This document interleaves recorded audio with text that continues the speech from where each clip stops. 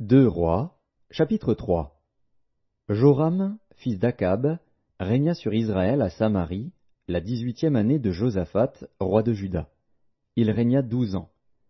Il fit ce qui est mal aux yeux de l'Éternel, non pas toutefois comme son père et sa mère. Il renversa les statues de Baal que son père avait faites. Mais il se livra au péché de Jéroboam, fils de Nébat, qui avait fait pécher Israël, et il ne s'en détourna point. Mécha, roi de Moab, possédait des troupeaux, et il payait au roi d'Israël un tribut de 100 000 agneaux et de 100 000 béliers avec leur laine. À la mort d'Akab, le roi de Moab se révolta contre le roi d'Israël. Le roi Joram sortit alors de Samarie et passa en revue tout Israël. Il se mit en marche, et il fit dire à Josaphat, roi de Juda, « Le roi de Moab s'est révolté contre moi. Veux-tu venir avec moi attaquer Moab ?» Josaphat répondit, « J'irai, moi comme toi, mon peuple comme ton peuple, mes chevaux comme tes chevaux. » Et il dit, « Par quel chemin monterons-nous » Joram dit, « Par le chemin du désert d'Édom. » Le roi d'Israël, le roi de Juda et le roi d'Édom partirent. Et après une marche de 7 jours, ils manquèrent d'eau pour l'armée et pour les bêtes qui la suivaient. Alors le roi d'Israël dit, « Hélas, l'Éternel a appelé ces 3 rois pour les livrer entre les mains de Moab. » Mais Josaphat dit, « N'y a-t-il ici aucun prophète de l'Éternel par qui nous puissions consulter l'Éternel » L'un des serviteurs du roi d'Israël répondit, « Il y a ici Élisée, fils de Shaphat, qui versait l'eau sur les mains d'Élie. » Et Josaphat dit, « La parole de l'Éternel est avec lui. » Le roi d'Israël, Josaphat et le roi d'Édom descendirent auprès de lui. Élisée dit au roi d'Israël, « Qu'y a-t-il entre moi et toi ? Va vers les prophètes de ton père et vers les prophètes de ta mère. » Et le roi d'Israël lui dit, « Non, car l'Éternel a appelé ces 3 rois pour les livrer entre les mains de Moab. » Élisée dit, « L'Éternel des armées, dont je suis le serviteur, est vivant.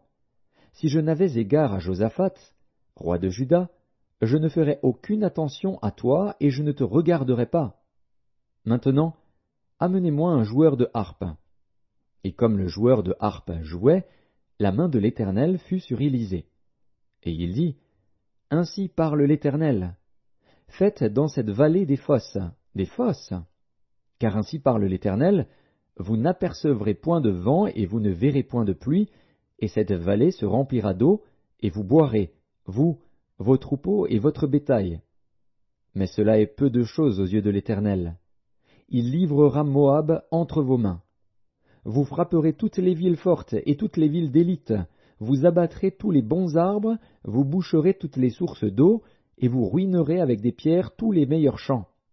Or le matin, au moment de la présentation de l'offrande, voici, l'eau arriva du chemin d'Édom, et le pays fut rempli d'eau. Cependant, tous les Moabites, ayant appris que les rois montaient pour les attaquer, on convoqua tous ceux en âge de porter les armes et même au-dessus, et ils se tinrent sur la frontière. Ils se levèrent de bon matin, et quand le soleil brilla sur les eaux, les Moabites virent en face d'eux les eaux rouges comme du sang. Ils dirent, « C'est du sang. Les rois ont tiré l'épée entre eux, ils se sont frappés les uns les autres. Maintenant, Moabites, au pillage !» Et ils marchèrent contre le camp d'Israël. Mais Israël se leva et frappa Moab, qui prit la fuite devant eux. Ils pénétrèrent dans le pays et frappèrent Moab. Ils renversèrent les villes, ils jetèrent chacun des pierres dans tous les meilleurs champs et les en remplirent, ils bouchèrent toutes les sources d'eau, et ils abattirent tous les bons arbres. Et les frondeurs enveloppèrent et bâtirent Kir-Hareset, dont on ne laissa que les pierres. Le roi de Moab, voyant qu'il avait le dessous dans le combat, prit avec lui 700 hommes tirant l'épée pour se frayer un passage jusqu'au roi d'Édom. Mais ils ne purent pas. Il prit alors son fils premier-né, qui devait régner à sa place, et il l'offrit en holocauste sur la muraille. Et une grande indignation s'empara d'Israël, qui s'éloigna du roi de Moab et retourna dans son pays.